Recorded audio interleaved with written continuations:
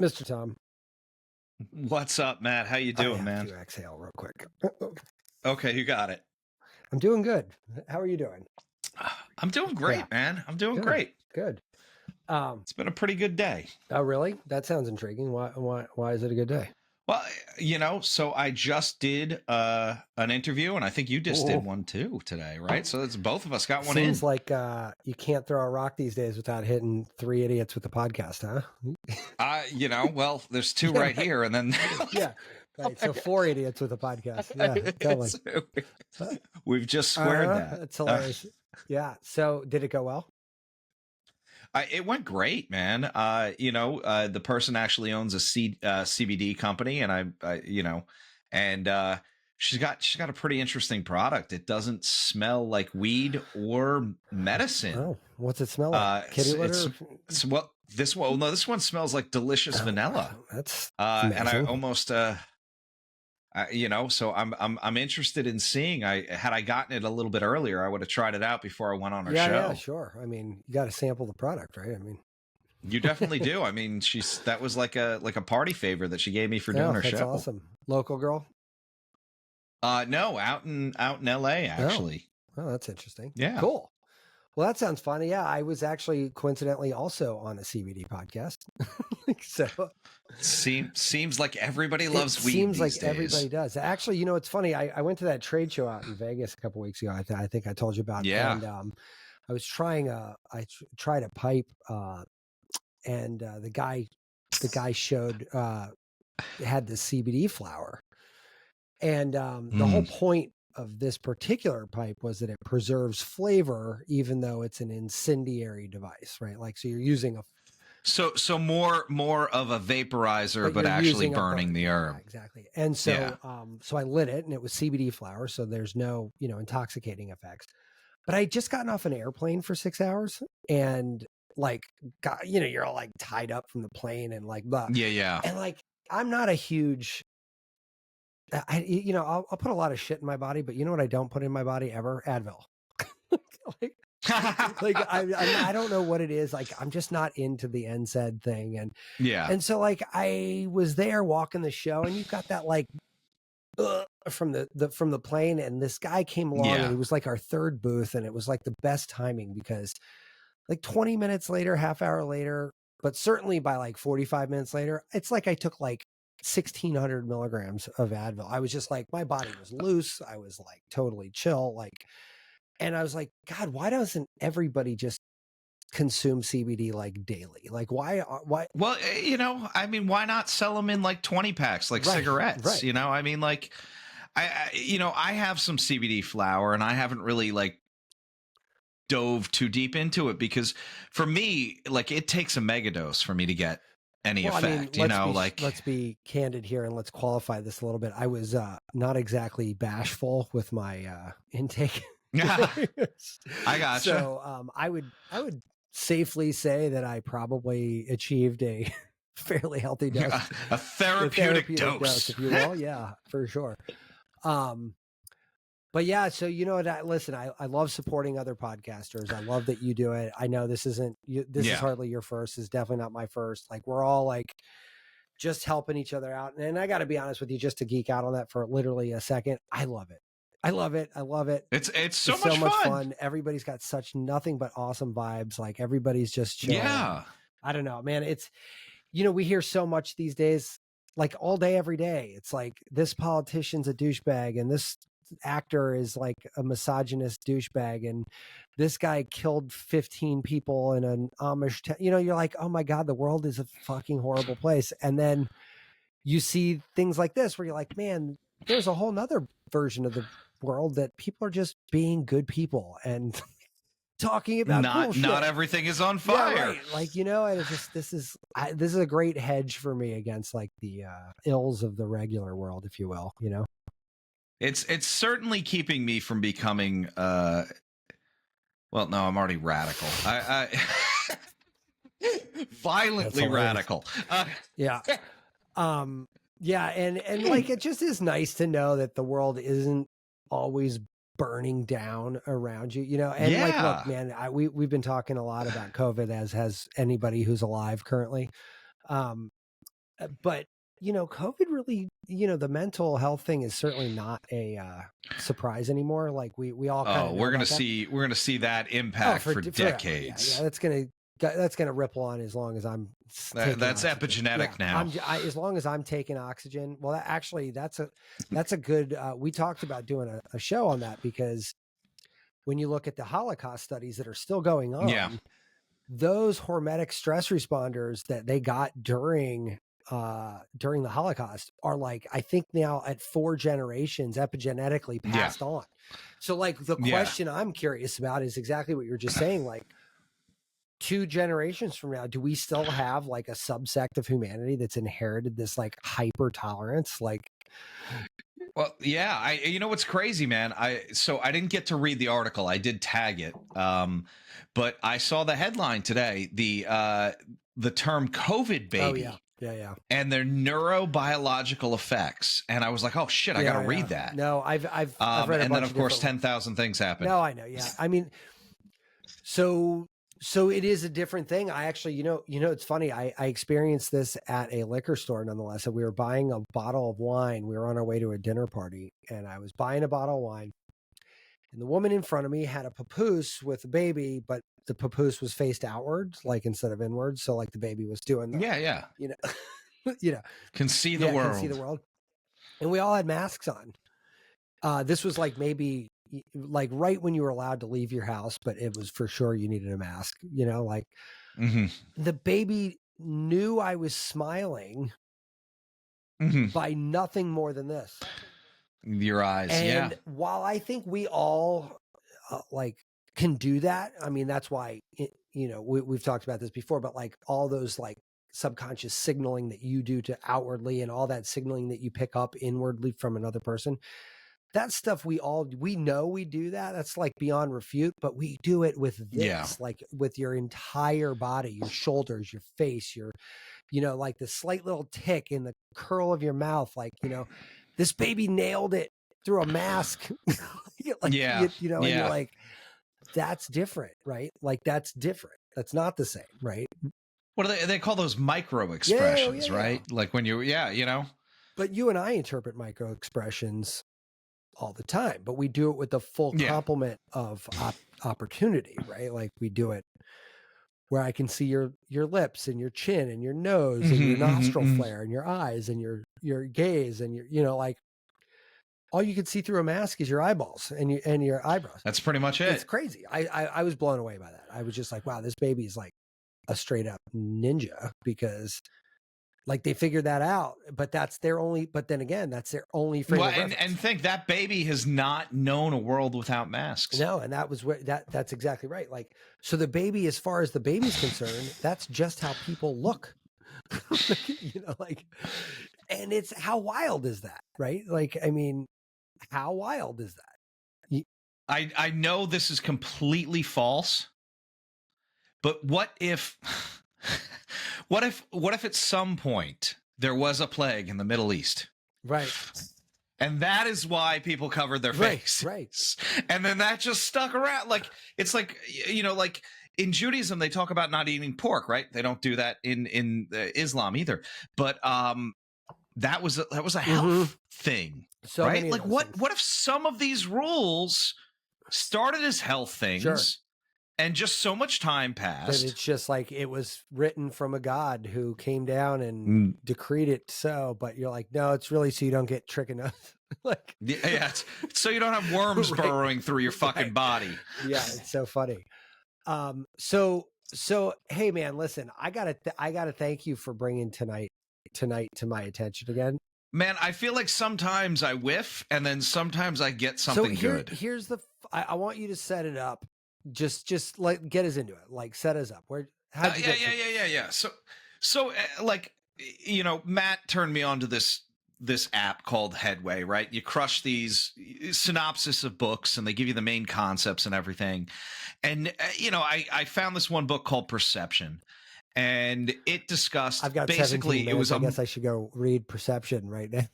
I read it on 1 1/4, right. And I think it took 10. Right. But within that, it basically was talking from an advertising perspective, how we get manipulated. And it gave like, 5 or 6 main ones. But it got me thinking about like these biases that we all carry, right? If and one of the concepts was, we're going to start, when I pitch you something, I'm going to pitch you the most expensive. But the one I want you to buy is probably 2 or 3 in, right? Because now you go like, oh, that one's way too much, but this is good value.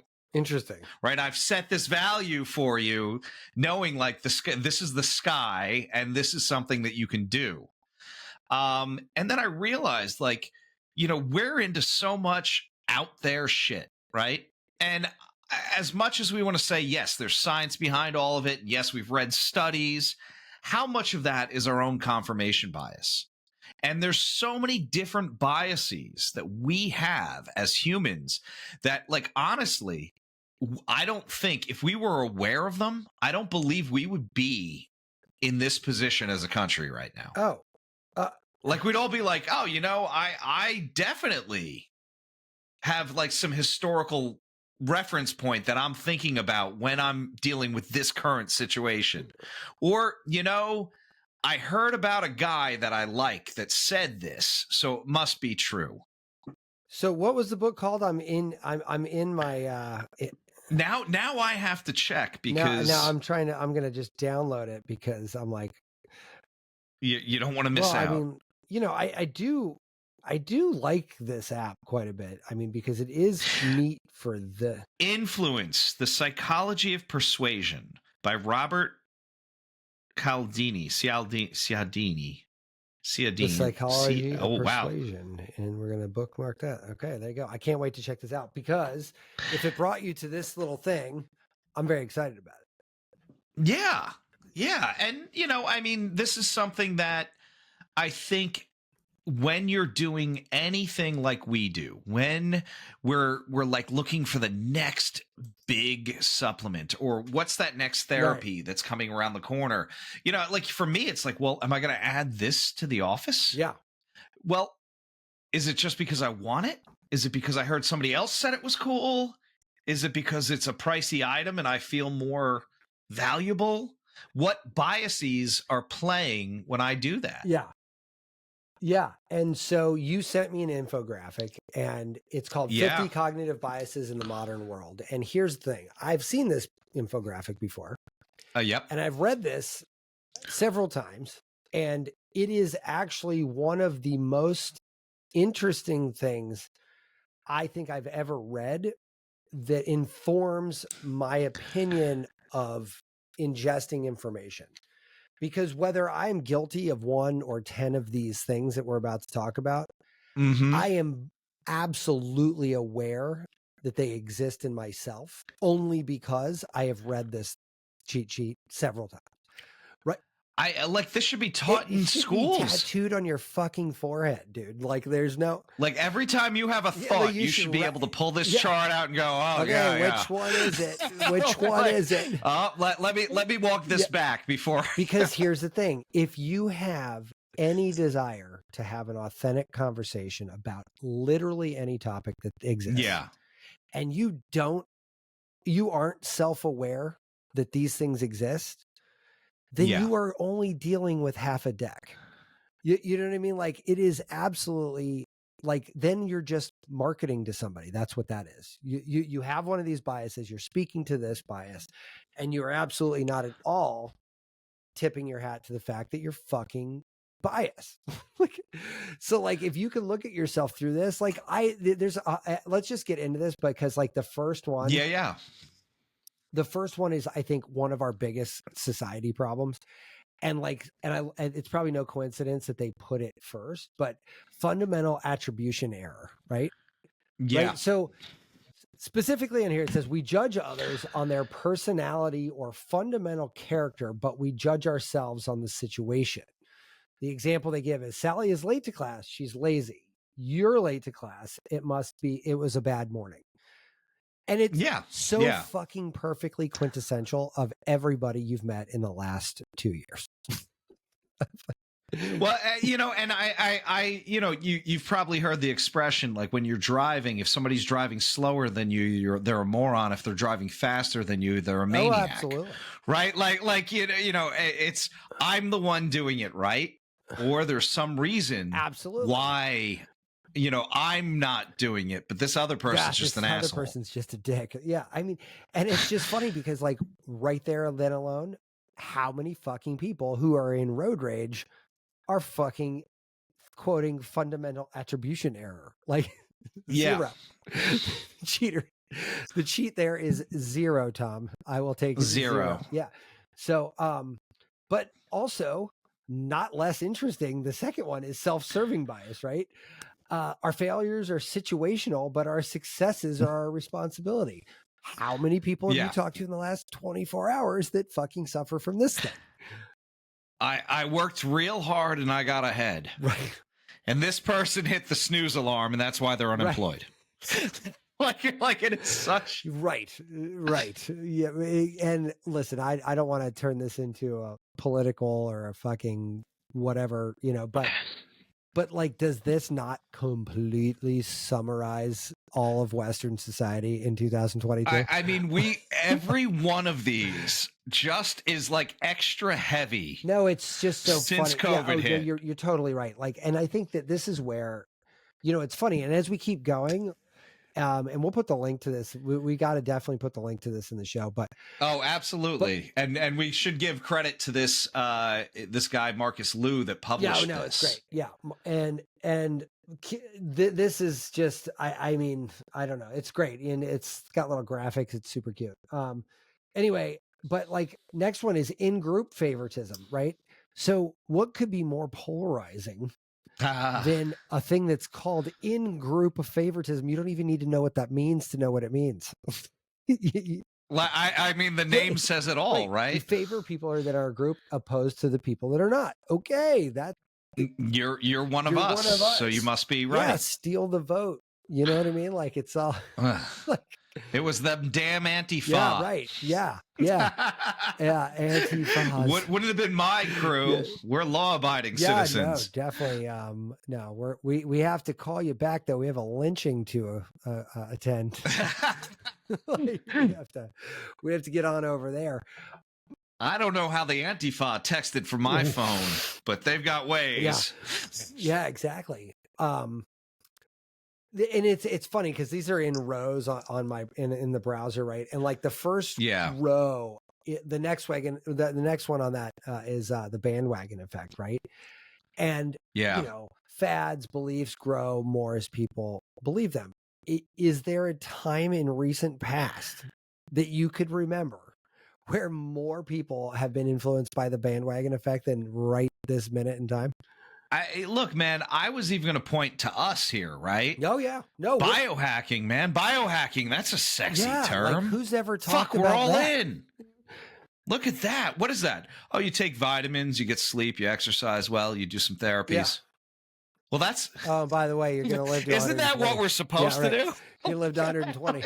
No, but you actually hit on something that we kind of alluded to earlier, but like is not yet, we didn't really dive into, but dude, we're going to hit 15 of these. Don't be crazy. We're going to be guilty of many of these. No, we're going to hit so many of them, but you're absolutely right. Like now, here's the esoteric question that'll get you banging your head against the wall or banging your head against the red light therapy panel in your salt. Here, I got my light right here, man. In your salt pod, breathing in ionized zinc and taking vitamin D drops, like we're just, but are we into this topic because of the bandwagon effect, or are we having this podcast because of the bandwagon effect, or you know what I mean? Like it's just, but either way, safe to assume one version or another, the bandwagon effect done got us. So like, and speaking of bandwagon effects on a larger scale, on the heavy hitters, right? We did a whole episode on Sinclair's lifespan, which is right? Clearly a bandwagon effect. Well, not only that, to take it even further, Mark Heyman, the doctor, is writing a book on increasing your longevity. Right. Rhonda Patrick, who I crush on her, also writing a book on longevity. On Rhonda Patrick, is there a biohacker alive who doesn't crush on Rhonda Patrick? Come on now. She's so good. So good. But that being said, is that not bandwagon effect, 100%. Right? And I was gonna mention this because we were talking about that Headway app. I read a book, and I don't want to shit talk somebody because I think there needs to be a voice for each person to react to. But this person, I read the book, and this person is an attractive, well put together, presents well, and they rehashed like the oldest principles. And I'm like, I've heard this 30 fucking ways. This is like straight up Buddhist, or this is straight up, direct concepts from Taoism. And, like even what was it? Was it How to Unfuck Yourself or Unfuck Your Life or something like that? That book? Yeah, I think that sounds it's somewhat familiar, but I have no idea. But like I read it and I'm like, that's the Four Noble Truths, man. Right. You just said fuck a few times.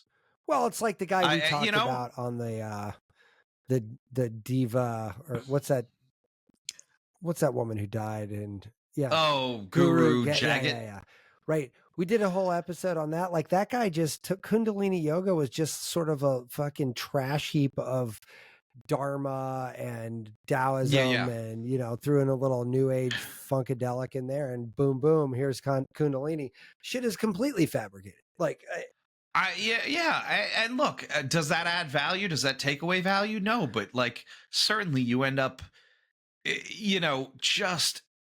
And then you hit some of these biases, right? Oh, I've heard that before. That makes sense to me. Oh yeah, and but like I take martial arts for years and years and years, decades at this point, and like every time I go check out a new dojo or whatever, it's always a person who's got like eighth on somewhere else, and they're like, oh, I'm gonna go and start a dojo, and it's like now it's the Matt Hampton Rue, and it's like, and it's you get a patch where there's a dragon involved and some, Asian characters on it, but there's always a dragon involved. And all of a sudden you have your own style. And like, all that is a philosophical schism from who taught you what you know. Who taught you? Like, and so now you've got its own thing. So like, I guess in a way that could be considered something just like that, right? Like it's just I've rehashed the same thing and reinterpreted the data in a way that speaks to the people that are listening to me. I think the difference is you and I look at those people that are on the fringe of that and be like, you're a giant asshole. Well, and then like, so one thing, and being a white guy in the field of Asian medicine, I have to constantly remind myself of the Chinese expression, when drinking water, remember the source. Yeah. It's like, no, this isn't mine. I need to be delicate with this. There is not going to be an ingenio system ever. Well, mostly because you can't live to 5,000 to see it through. Well, that's very true. And, there's a rate limiter in there, buddy. Maybe a few thousand years after me, somebody will say that I descended on a cloud and handed them a scroll. Floating on a red light panel. Right on a red light. He came down in a cloud of cryotherapy smoke. Right. Yes. I believe I smelled salt. Exactly. In the air.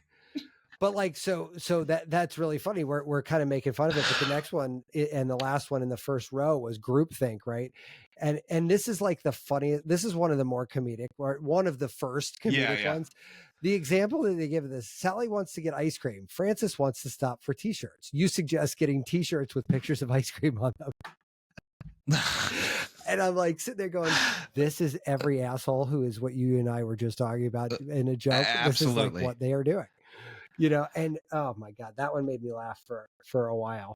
But it's funny because like, not only can I understand these things at an intrinsic level, because I think the reason I can is because I think we are all guilty of all of these.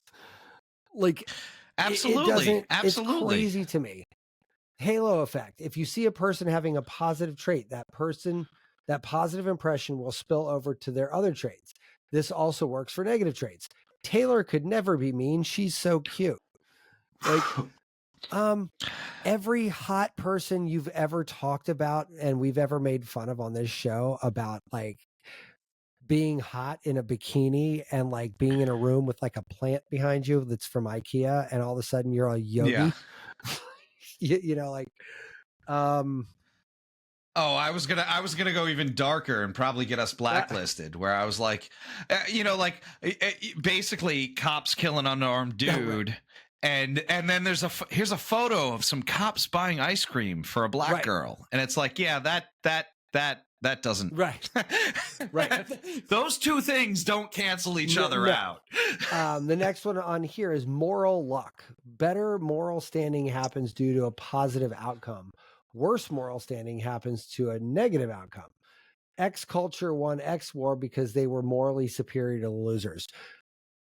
So I like Ben Greenfield, and I do. You and I both talked about him before. There was an episode where he had this raging douchebag pastor on. Like, I can't begin to tell you what an epic douche hat this guy was.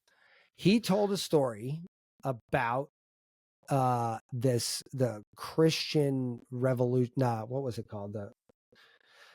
The place where the Christians killed everyone who wasn't Christian. Who you don't want to accept Jesus? Here, I'm going to bash this. Well, the Inquisition. The Inquisition. Like that.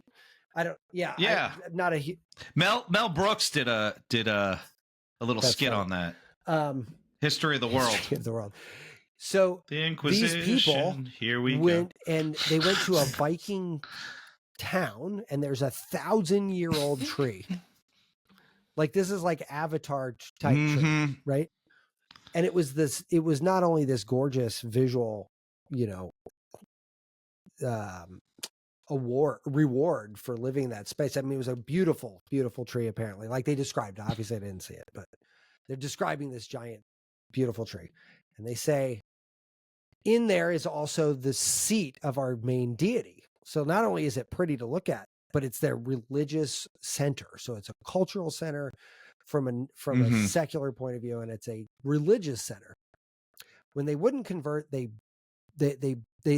people said, if anything happens to this tree, Thor is going to come out and be super pissed off. And they said, okay, cool, no problem. They burned the fucking thing to the ground. And they said, well, I don't see Thor hanging around, so I guess you were wrong. And the pastor said with like full conviction, that is the power of Christianity, that they can bring out these truths. And I was like, I fucking want to burn your church down right now, because I don't think that your God is going to come down and smite me any faster than Thor did in that. Yeah. Like, don't be like, who the hell do you think you're talking to? Like, what are you saying, dude? Like, and that's insane. Isn't it crazy? It's insane. I hope the Vikings pillage their fucking villages. Yeah, it's one of those times you really vote for pillaging. The raping and pillaging we're okay with here. Yeah, it seems so completely ridiculously stupid. But like now I'm gonna get anti-religious. Hope my mom doesn't listen to this. Well, it's not anti-religious, but what it is like no. I was going anti-religion, but.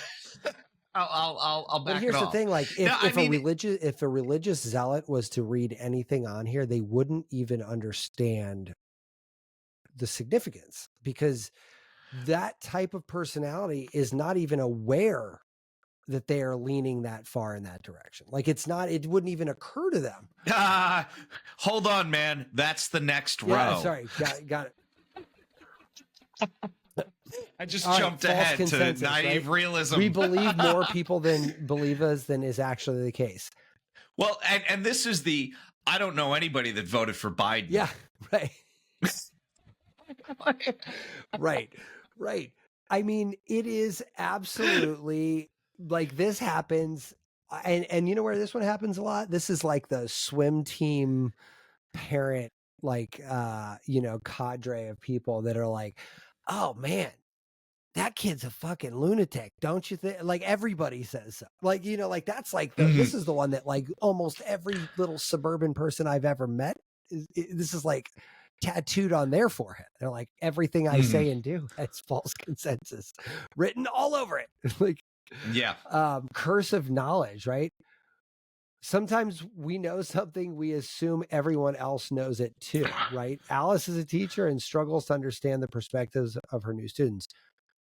I got to tell you, this hurts me in infinite ways because I am a giant victim of this one.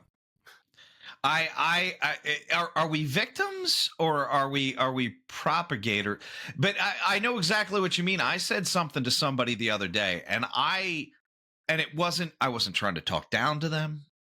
I wasn't trying, and they went, I don't know what that means. I went, oh God, sorry. I wasn't trying to be like an arrogant prick there. I was just, this is. But this I did is a really good job of being an arrogant prick nonetheless. I was completely unaware of how much of an asshole I was right there. I said something that I thought was common knowledge, and then I looked at it and I'm like, no, that was like one class that I took in college. Some random unless you took that class, why would you know that? Well, and I think this is actually like, you want to look at our COVID episodes, right? Specifically, curse of knowledge, I think, is actually like a fair way to describe what is probably our bias the entirety of those shows. Our biggest one there. Yeah. Because like the reality is like, whether I'm right or wrong is not for me to tell you, but I absolutely believe that I'm right in a lot of those opinions that we had because I have the knowledge that informs that. When I hear people opposing some of those views that we talked about, it almost exclusively is at their lack of said knowledge, right? Like, it's not that they disagree because we have the same amount of information.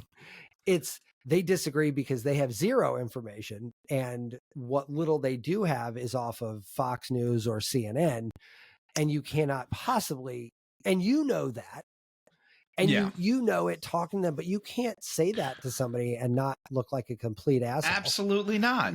Absolutely not. Right.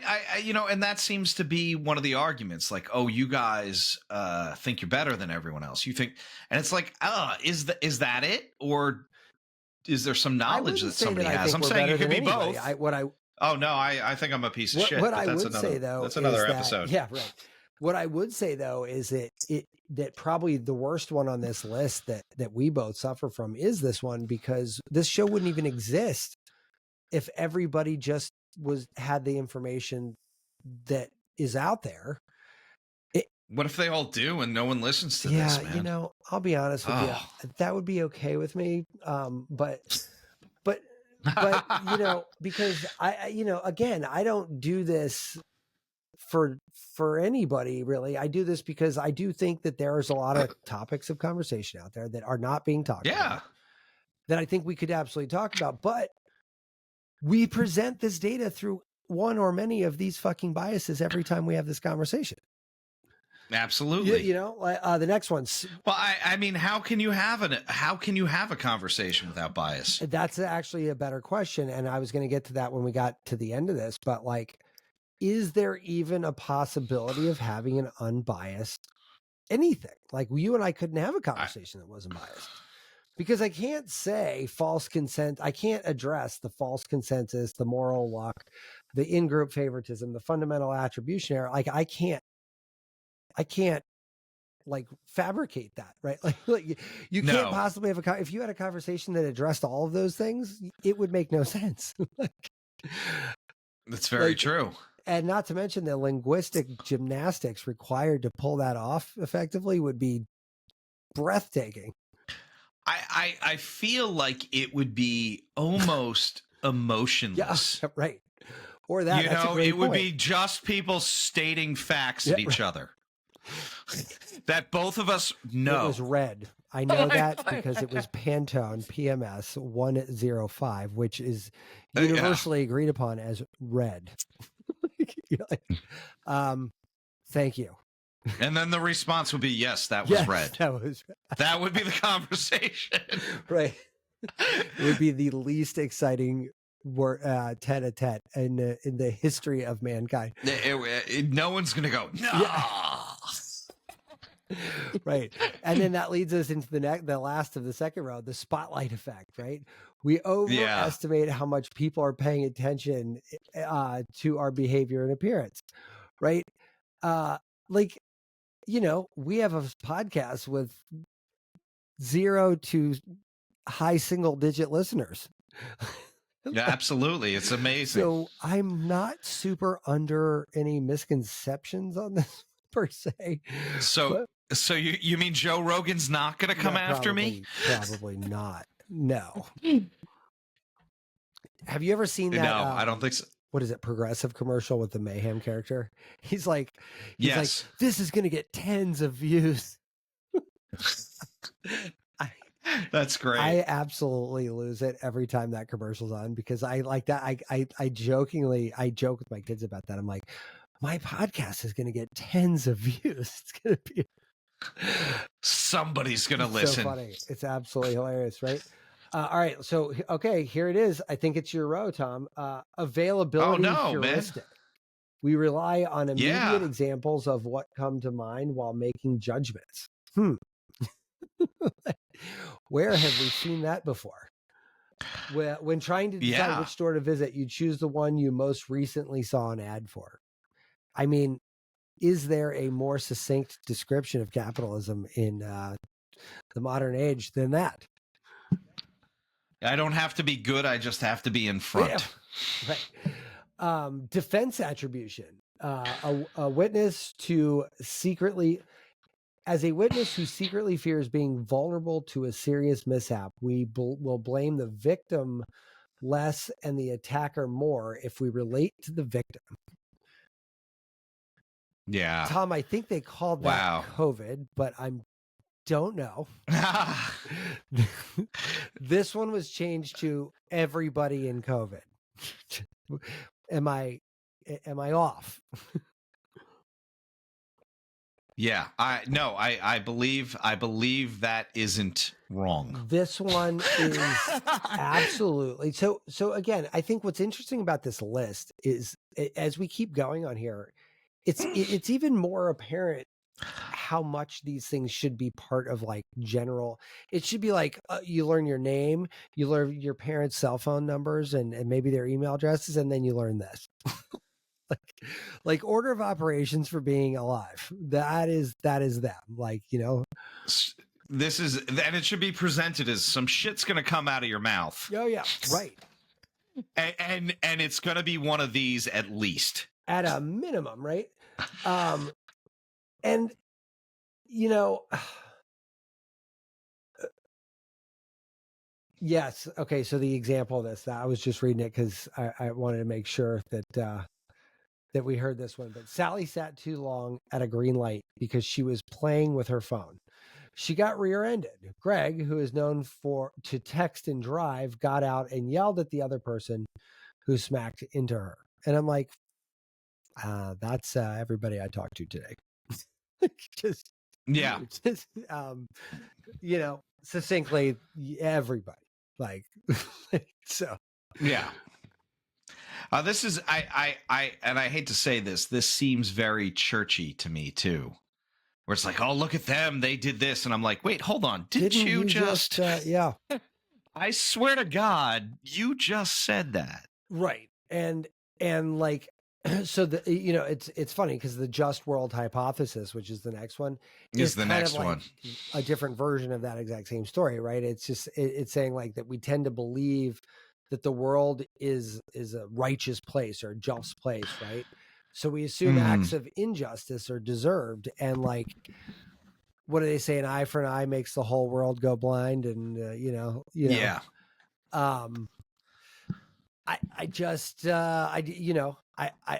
This one is hard because this one is like a real emotionally triggered state. And who doesn't seem to be emotionally triggered anymore? Everyone but that's is. exactly and so like this row I feel is like particularly COVID centric because we do see that a lot. Like I've lived in my house for 2 years, and in my house we eat spaghetti on Mondays. And so if you don't, you are some kind of Paleolithic pervert, child pornographer, drug dealing prostitute. Like, like it's not, you're just like, it's so offensive. And you're like, wait a minute, 2 years ago it would have just been like, oh, you eat spaghetti on Mondays? That's weird, but okay. Like, you do what you got to do, man. Right. Like that would be the extent of the conversation. Now it's like you're just you're heaving on, right? Like you're just piling it. Naive realism and naive cynicism, right? So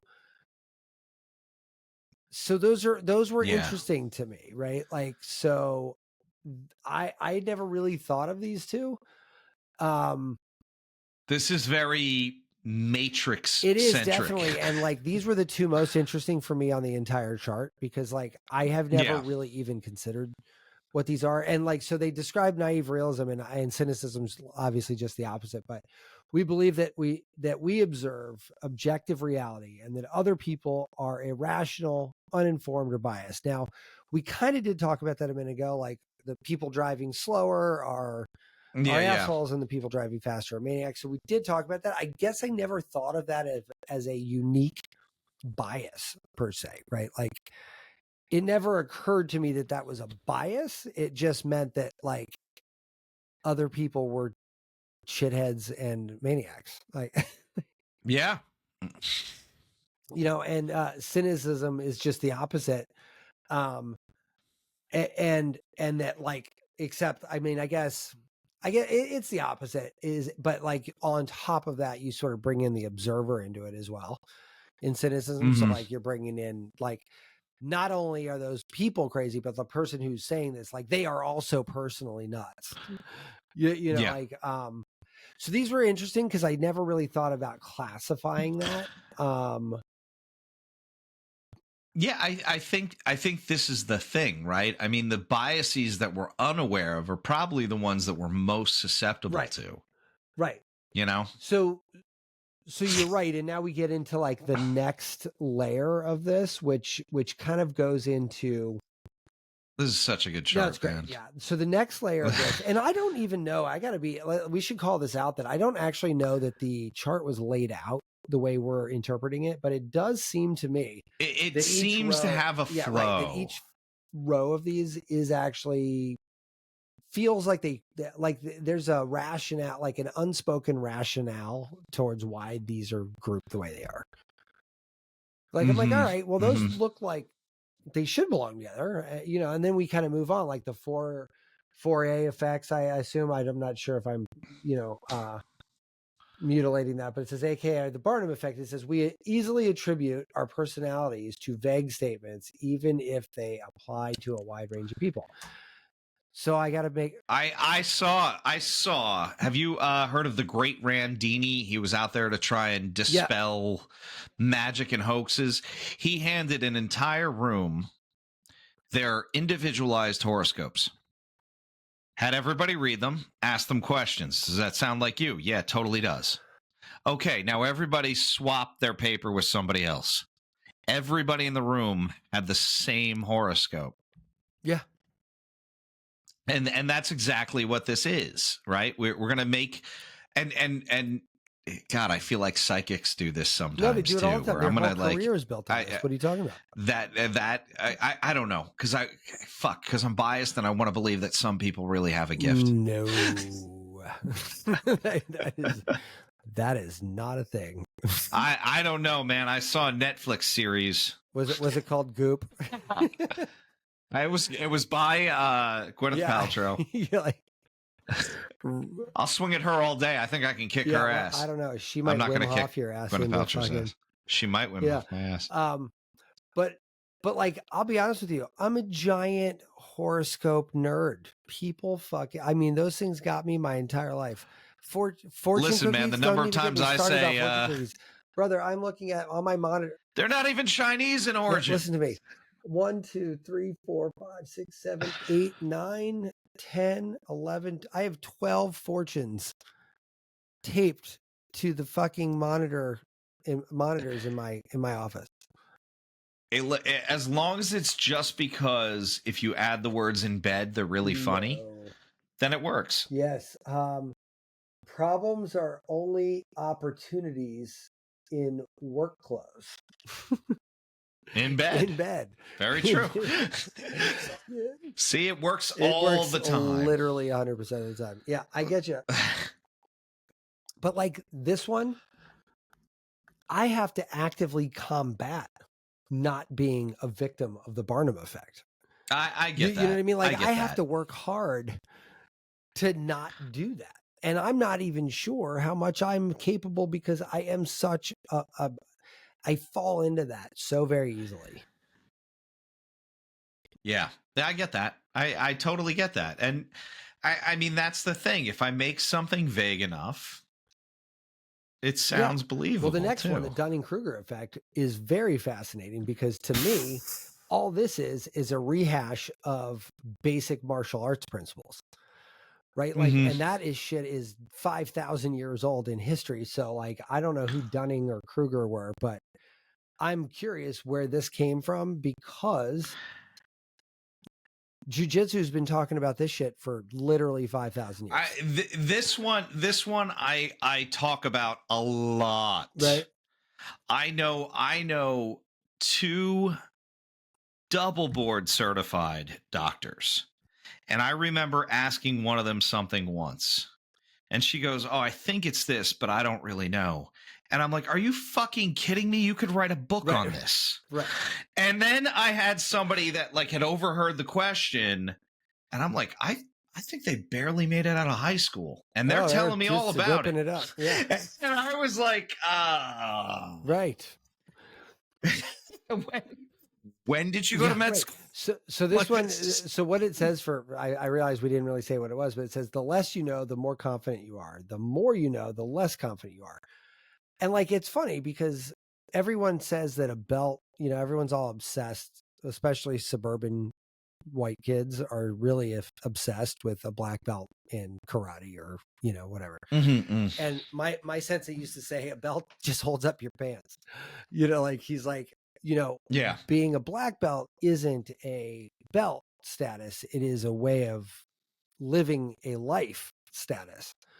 And maybe it was because I had that as my bias going into it. But when I got my black belt, it wasn't just a graduation of a belt color. It was a realization that I had worked on myself long enough to be in a place where you accept the inevitability that no matter how much you think you know, somebody always knows more.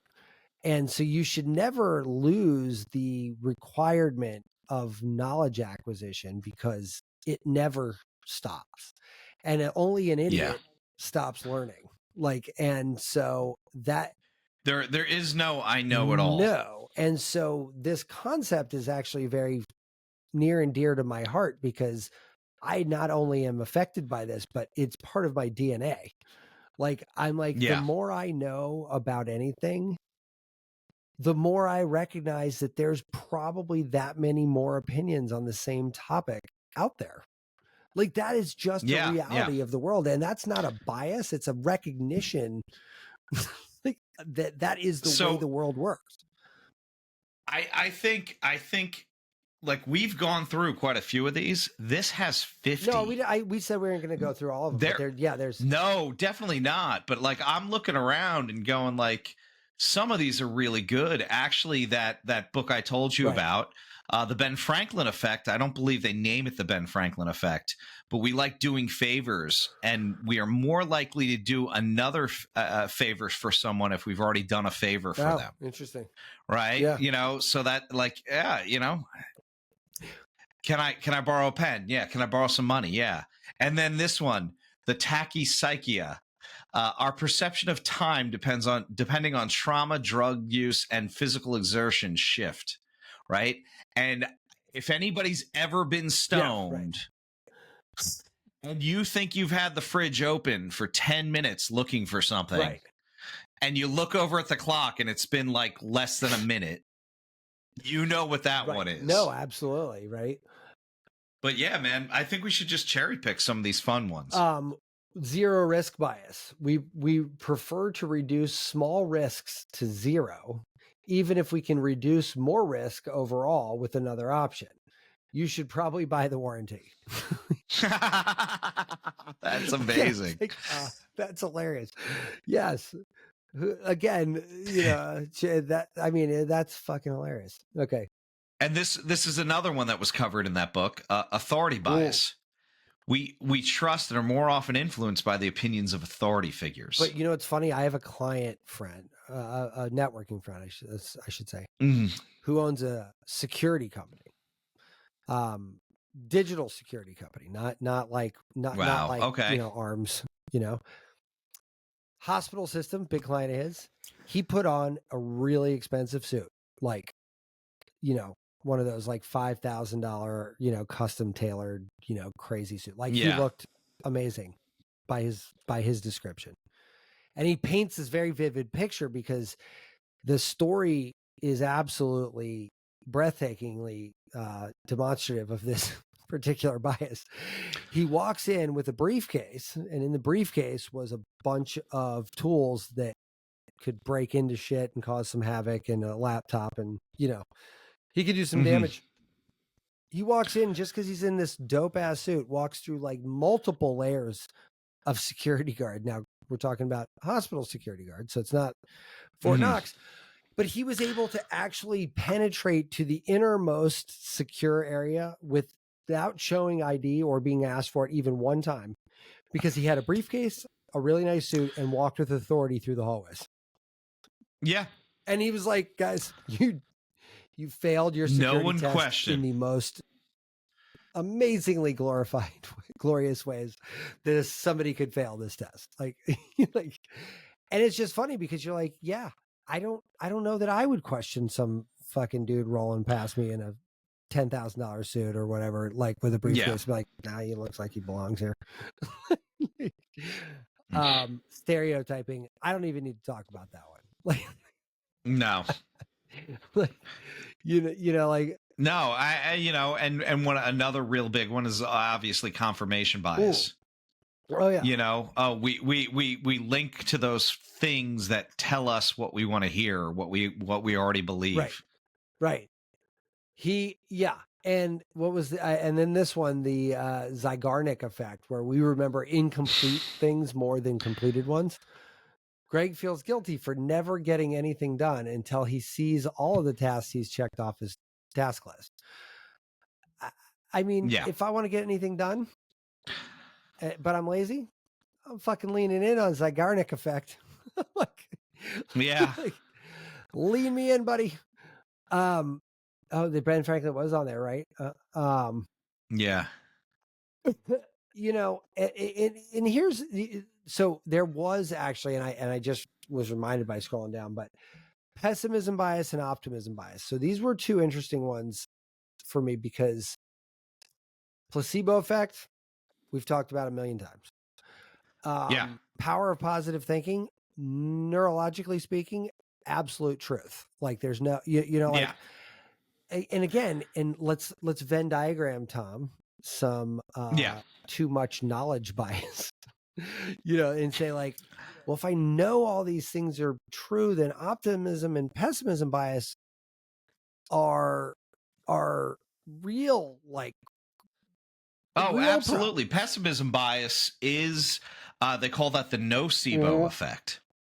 Right. Where like you actually have an adverse reaction to something that isn't real. You know what I just found out? That I am indirectly linked to somebody who studies placebo and nocebo outcomes. That's kind of cool. And I was made aware of their work, and it's fascinating because I don't know, one of the alphabet soups of the government is a big investor in their research because we've talked about this before, but if placebo actually can be harnessed, trillions of dollars in pharmaceutical companies don't need to exist in the same fashion that they do now. Not to say they have to go away, but you're not selling restless leg syndrome fucking medication to somebody when they can just get rid of restless leg syndrome through about 600 other different non-narcotic, ways.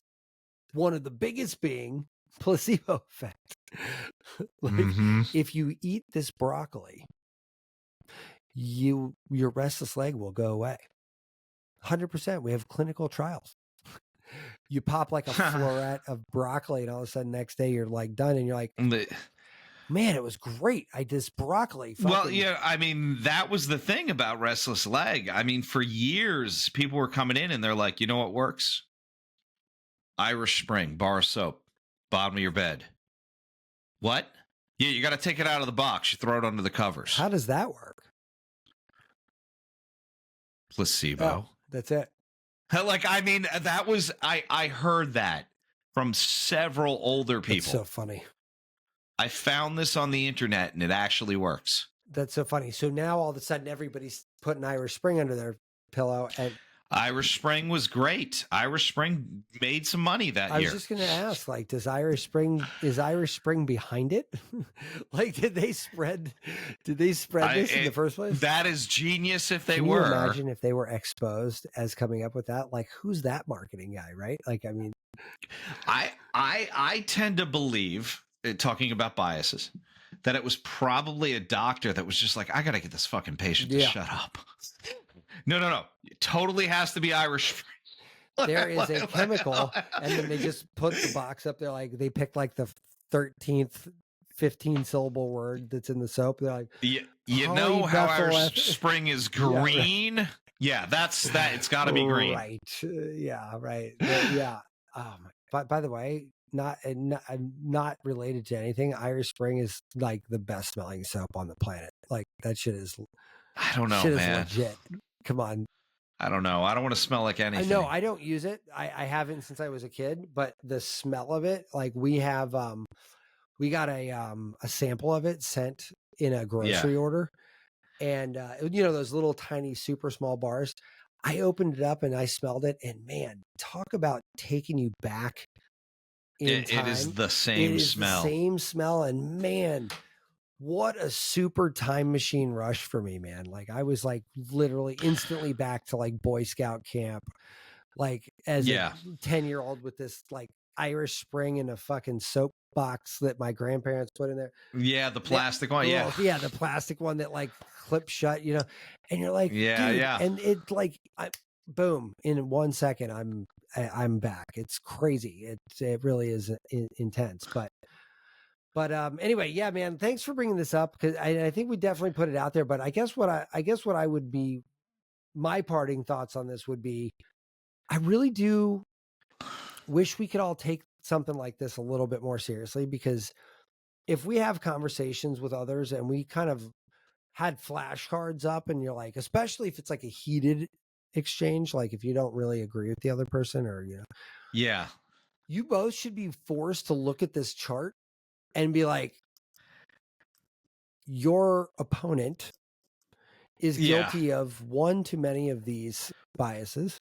It would be good to have a ref. Which ones are you just like, guilty of? This is this one. Which ones are you guilty of? And let's figure out how to come to the middle on those. And like, I'm not capable of that. I'm going to go out on a limb and say you are. Oh, absolutely not. I'll lose my shit. I'll burn stuff down. I'm going full Thor burning tree on this person. I got some gas in the back of my car. I'll be right back. Yeah, no, totally. But anyway, man, thanks for bringing this up. It's a great thought exercise. Oh, this is a lot of fun, man. A lot of fun. And you know what? This wasn't technically a health related thing, but it's actually almost the most quintessentially health related thing. It is a mental health related thing. But it's also how the entire health industry is sold and marketed. Like this, absolutely. We are talking about one of these biases across the board, all day, every day. And on Headway, you know what I just read? what is it? All marketers are liars. and one of the things it said in there, which actually it's funny because not until like right this minute did I put this together, but I want to count how many of those biases are there and count how many of these. My guess is it's the same, because what that book says is it finds out what the bias of their target demographic is, and then they basically exploit the living shit out of it. So they lean in on psychological manipulation around that specific worldview, like very, very specific. Like it's like a Seth Godin like kind of book. Like I'm not sure if he wrote that actually, because I got to be honest with you, I don't pay attention to the authors when I read these books at 17-minute clip. I pick it by the title. It's only 15 minutes. You know, you're not strapping in for hours. Yeah, right. So, but Seth Godin is quoted about 6,000 times in there. So I'm hoping he wrote the book. Otherwise, it was just somebody who has a somebody else followed him around with the tape recorder. Like it's a little, I'm writing a fucking book based on this asshole. It's a little intense if that's not the case, but yeah. So, but basically, it, and as a guy who's in marketing, I really hate to admit that there's a possibility that that's right. But it was basically like saying marketing is literally just creatively lying to people, telling them a common lie. I mean, that sounds exactly what it all is, right? Yeah, but you want to believe that marketing is a little bit more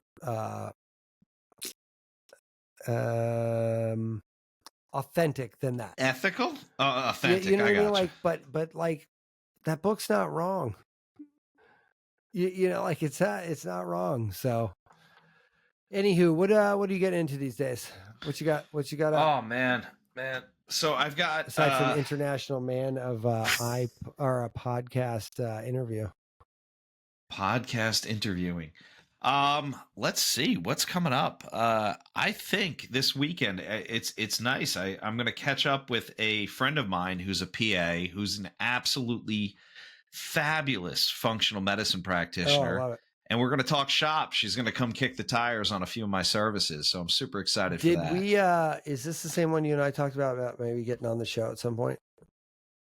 Oh, we totally can. Absolutely. Yeah, because I think I'd love to talk to her, obviously. But I mean, I think, did you tell her we were doing this? I'll tell her on Friday. My interactions with her are normally texting, hey, you told me to get that blood test. I didn't get that blood test. Right. Well, yeah, definitely. Like, I got to go to the place. I got to get the blood drawn. It's a whole production. Yeah. Yeah. Wow. I hear you. Can I just do it here and send it in? It's funny. My little check-in was going to be, I pulled the trigger on the concierge doc. Oh, good. My intake is coming up, and I'm excited about that because when is that? Yeah. So it's coming up. It's next week. Nice. So it's a 3-hour physical, which I've never had in my entire life. I'm excited to see. 3-hour tour. That's a lot of turning your head and coughing. I'm hoping it's less about that and more about not that. Yeah. But yeah, so I'm excited. I mean, you and I have been talking about this forever, but I'm really interested to see what that's all about, man. Like, I mean, it's the ultimate and choose your own adventure book, right? Like, Yeah. Also, I think we might want to do a show on this, but I've been persuaded to put my toe in the water of the rapamycin pool. Oh, you're going to give that a go, huh? So I just read a very convincing article about how metformin actually decreases. Yeah, we were talking about this, right? And so I'm like, well, that's. But now, what I would say is the toxicity of metformin versus rapamycin. That's people do have reactions to that versus like I got some heartburn with metformin, but so here's the thing, when it comes down to it, the rapamycin, it was actually less deleterious than I had originally been led to believe. And what it was is it becomes a giant N of 1 problem in that. So the mTOR suppression will actually fuck with your gut microbiome and by broader extension, your immunity system in general.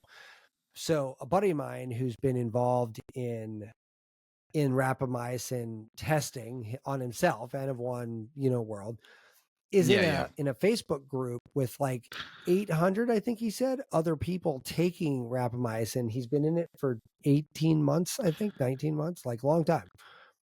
And there are scientists on there, but the group has access to all of the information. And the group is reporting up. They're doing their own RCT, but not really random. Like it's all like self-selected, but they're basically doing this massive study on themselves. And what he has found out is that, he takes 1 gram of rapamycin every 7 days. If he takes anything more, he gets ulcers, mouth sores, because his immune system is all jacked up, right?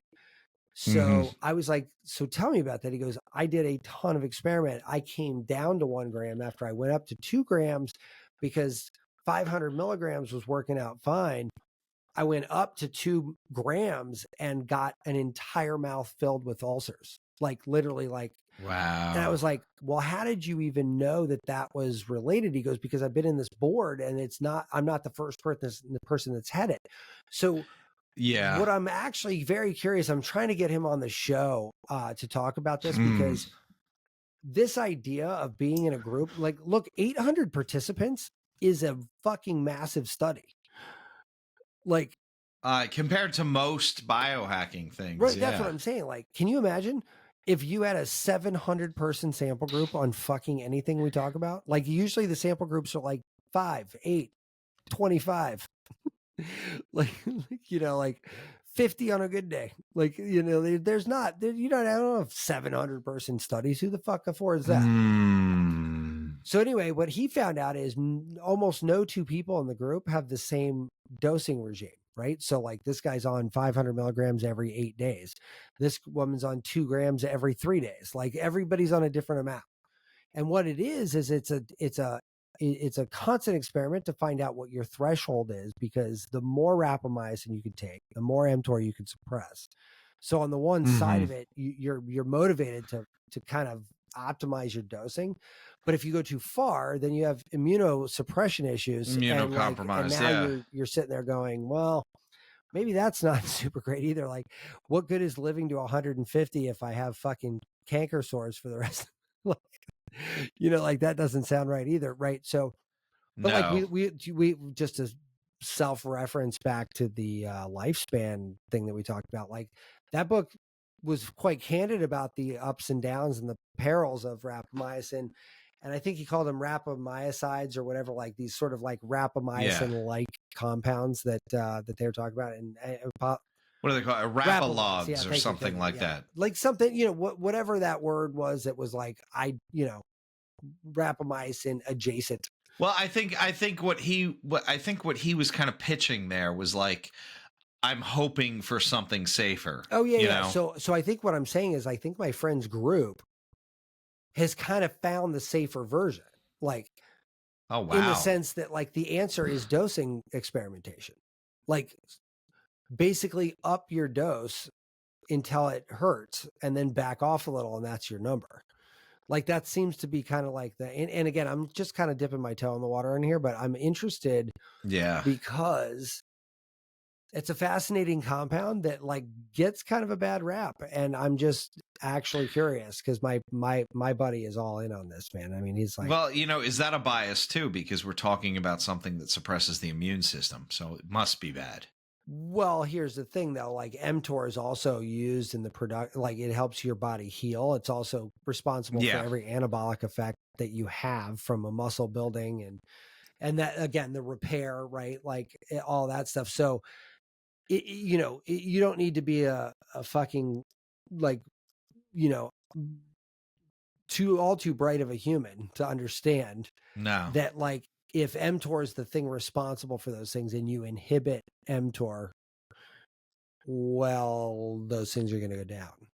So if you go bump yourself, like you don't have mTOR production to heal as well, right? And so like so the other pathway is AMPK. And so like AMPK is the opposite of mTOR, right? Like, so when your mTOR is down, your AMPK is up.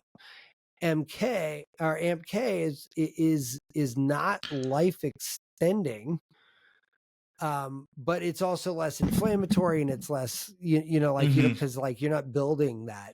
I've been playing with an AMK supplement, and honestly, it's another one that I'm like, I don't notice anything. Would I notice something in 20 years, 30 years, 40 years?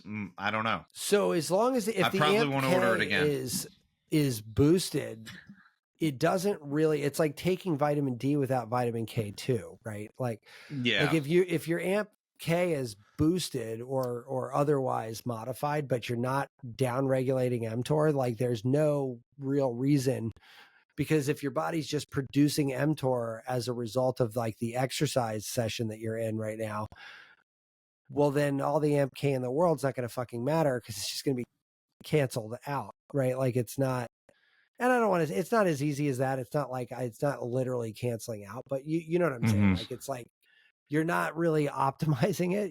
I could down all the D I want, but without K2, it's kind of useless. So, like I don't really, quoting, impressing you with my dosing of vitamin D is irrelevant. It doesn't really mean if it doesn't have any K2 to kind of make it go down, Yeah. Anyway, we can go on for that forever. But anyway, it's but I might be dipping my toe into this wall. That's interesting. I'm wondering. I don't know if I have somebody that would write me a script for that. Rapamycin. It's funny. I meant to look this up. I don't know what the actual use of it is for. Do you know that?